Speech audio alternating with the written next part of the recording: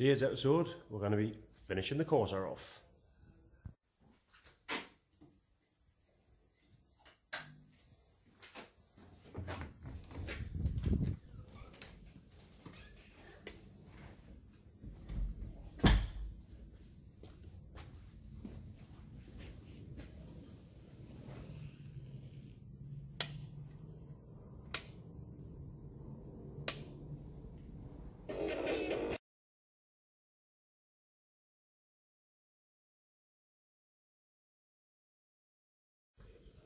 Yeah, so when I get the CV boot done, this is definitely one of the dirtier jobs. Really not keen on doing it personally, but one of them things. Then to find the CV grease, once you get a dot of it on your hand, next thing you know it's behind your ear, sole of your feet, you know, goes everywhere. It's horrible stuff. So definitely one of the few jobs I will glove up for.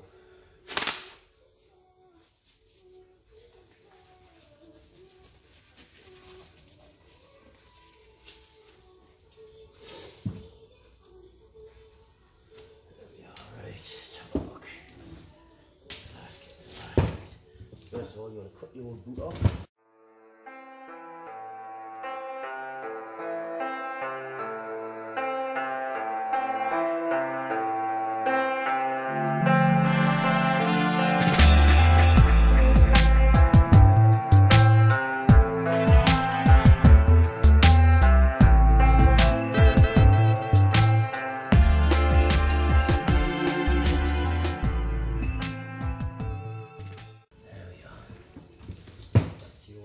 So, what you're left then with, a hell of a mess. You can see inside there, it's just not a nice place to be. So, chuck that off to one side, give it a wipe down, just get try to get a bit cleaner to work with. Because, you know, nobody likes working in a mess.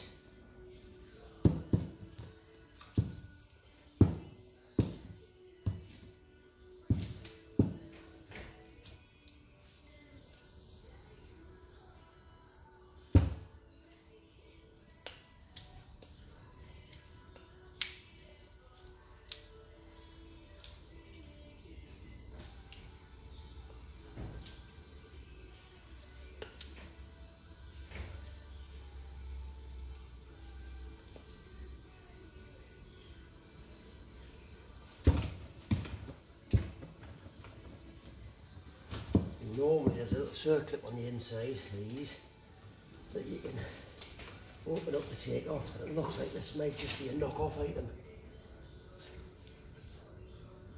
Right, okay, that's sometimes a bit of good news, sometimes it's not. So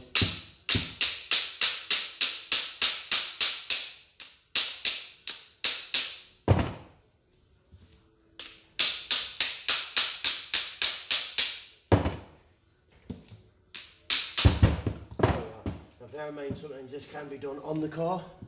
Normally easier to do it on the car. Well, if you've got to strip the whole thing, it's normally easier to do it on the car.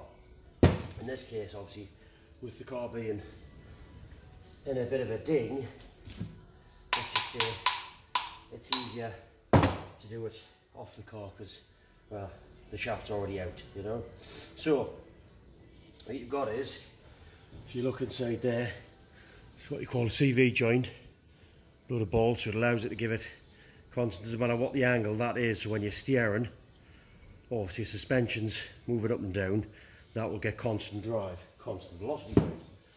So, as I say, normally there's a little circlip on here that you've got to put a pair of circlip pliers into and just open the circlip out to draw it out. But this is just a knockoff one.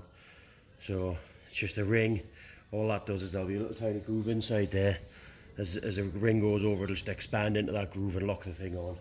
Nice and easy. Nice easy job. So, ready to fit the boot.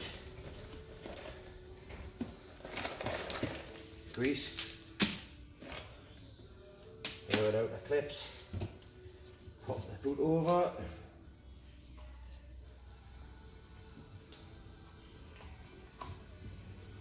Should get plenty of space on there. Put that out the way, that'll go in the bin, so I'll stink the bin up. and then make sure you engage the splines, and should just be a matter of tapping it back on. There you are, and that's home. If you look, you can see took some doing, but we're in. We're home, that's going nowhere. Right, and then from here it's a simple matter. You see the ribs? Pull the boot up.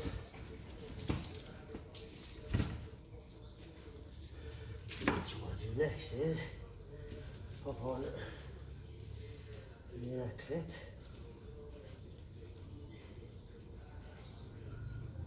Now you could, for these, you could just use regular cable ties. You've got the tool. I'll use it. That, squeeze in some grease.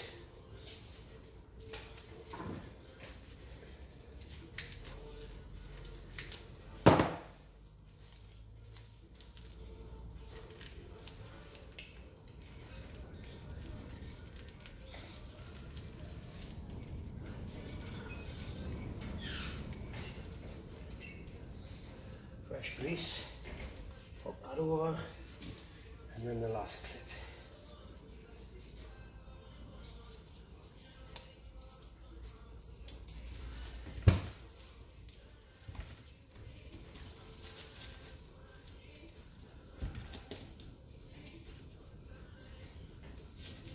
Nice little touch. Just try and line up there.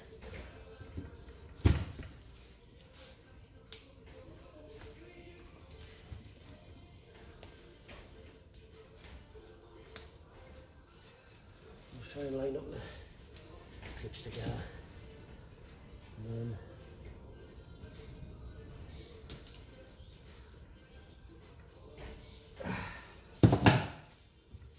that's it.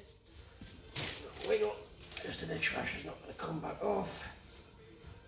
Perfect, and there you are. That's how to change a CV boot.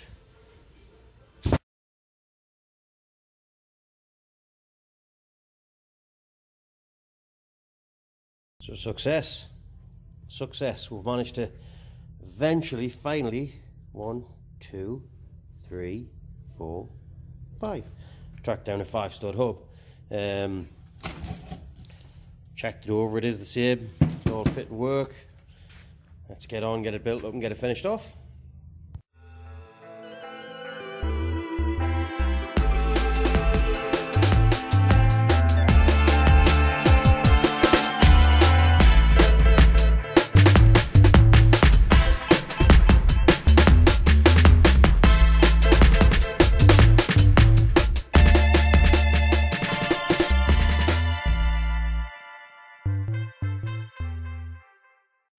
So as you can see, nice and easy, I'll put that together again, screws in nice and tight, caliper brackets on nice and tight. What I've had to do is just make a slight modification to the dust shield on the back. I just had to trim the edge off. I assume it'll be for the different size brakes, because this cover here is off a 4-stud. The one that I got with the 5-stud hub was off an 18 turbo, so it would have had bigger brakes, so it didn't fit this caliper carrier. I don't know, anyway, the caliper didn't fit that cover, fit this one, a little bit of tiny trim, a little slight piece off. It's all free as a bird now. I can have a look. It's free as a bird there now, it's not catching or grating, so that's all ready to get fitted back onto the car. So I'll get this back onto the car. I checked the drive shaft. I'm happy that the drive shaft fits into the splines, so we're happy that that's all good and going to go. I'll get it whacked back in the car now and hopefully get the car back down on the ground.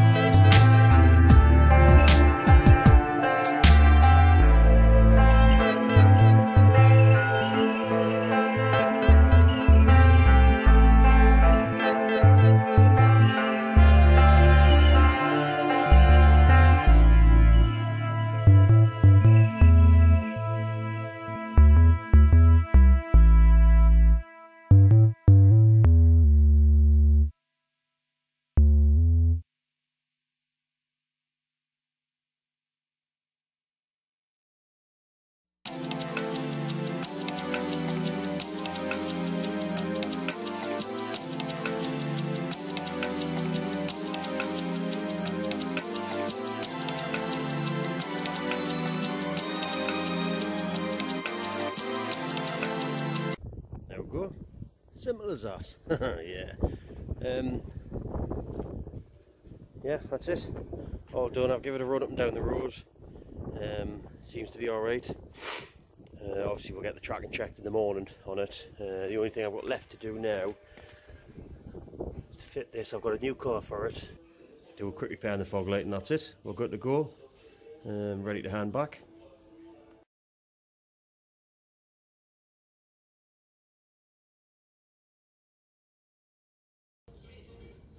Good news! We've had a look at the Calibra, see what's happening with the fuel leak.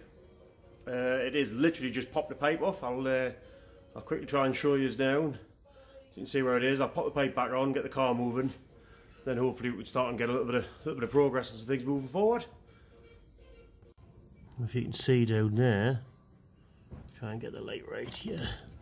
There we are, there you can see it. See where the pipe's just popped off. So for some reason, I don't know why it would do that. There's no reason unless there's a blockage somewhere doing the line. What we'll do is we'll bash that clip back on, get the pipe back on, see where we'll go from there. Let's get on with it. Getting that rolling, just started. No fuel leaking out of it, but I do need to add a slightly longer rubber hose on. Just show you exactly what I've done. The exhaust is still blowing a little bit. My bad. It's alright, I've got a plan for that. We'll get that sorted in a future episode. Quickly show you the pipe. As you can see, I'm getting the pipe back on there. It's a little bit on the tight side. Before I put this back on the road, I will need to add a slightly longer hose on there, but that's quite a simple job to do. Exhaust is still blowing a little bit, but I've got a plan for that. I've got to reseal it again. But yeah, at least we're up and rolling and running. Now hopefully we can get pickle out the way.